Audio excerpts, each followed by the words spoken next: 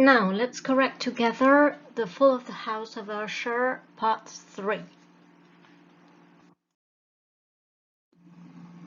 Question 1. How does Roderick Usher react to his twin sister Madeline's death?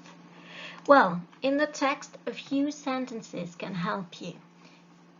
And now a change came in the sickness of my friend's mind. His face was whiter and more ghastly than before.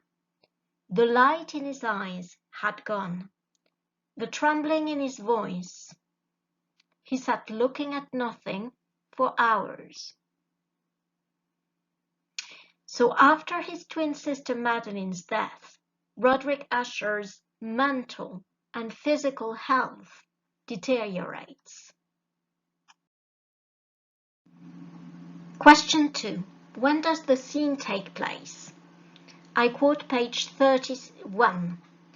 In the night of the 7th or 8th day, after we placed the Lady Madeline within the vault, and late.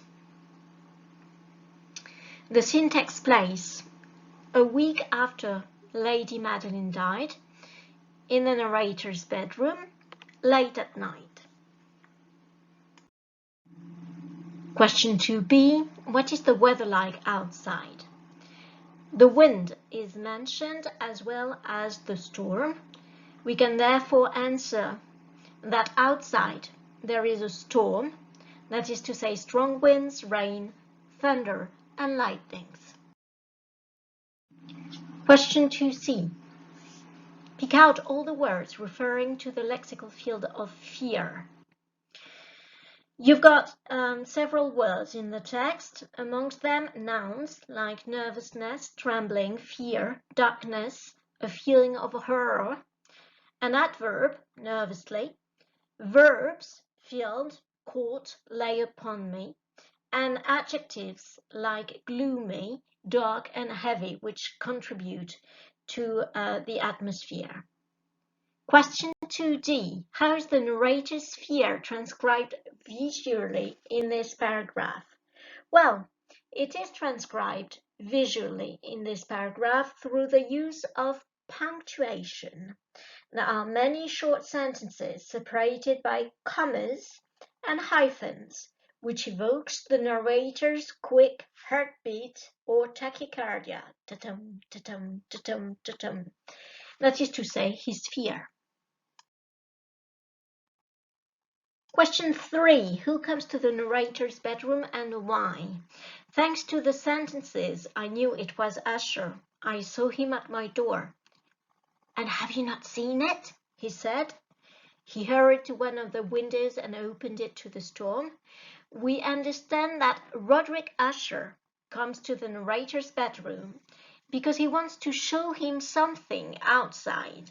That's why he opens the narrator's bedroom window. In the next paragraph, what is described and why? I quote, a stormy but beautiful night and widely strange. They were lighted from below by the air itself, rising from the dark lake and from the stones of the house itself. So what can be seen outside is this. The house and the lake seem to generate their own light. It gives a supernatural tone to the atmosphere in the story.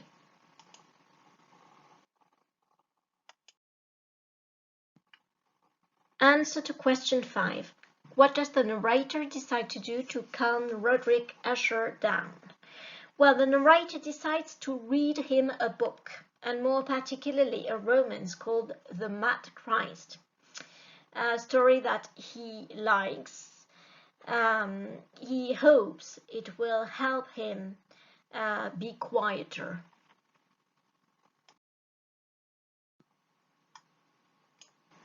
Unfortunately, there are some events in the book which are echoed in Roderick Usher's house. For example, in the book, a strong man full of wine begins to break down a door. And in the house at the same time can be heard the sound of the dry wood as it breaks from some very distant part of the house, which is very strange.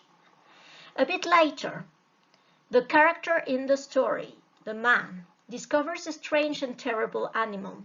He strikes it, and it falls, with such a cry that he has to close his ears with his hands. And at the same time, a distant sound, very much like the cry of the animal in the story, can be heard inside Roderick Usher's house.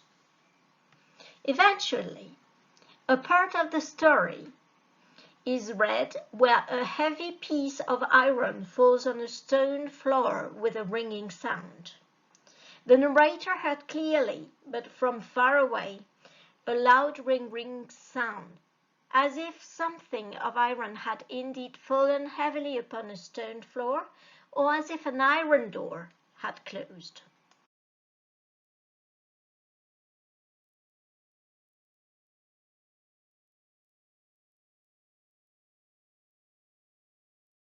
The mention of the iron door immediately recalls the moment when Lady Madeline was carried into the vault, and the reader understands the sounds must come from the vault where Lady Madeline lies. Roderick Usher shares this opinion. He believes that Lady Madeline wasn't dead yet when they locked her up into the vault. He thinks that they buried her alive. I tell you, she now stands at the door. This sentence introduces the climactic scene of the story. It is in capital letters. The reader realizes that Lady Madeline, or Lady Madeline's ghost, is behind the door.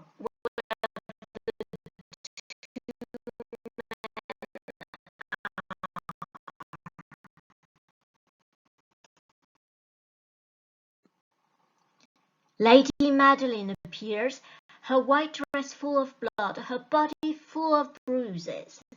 Then, with a low cry, she fell heavily in upon her brother. Both of them die simultaneously.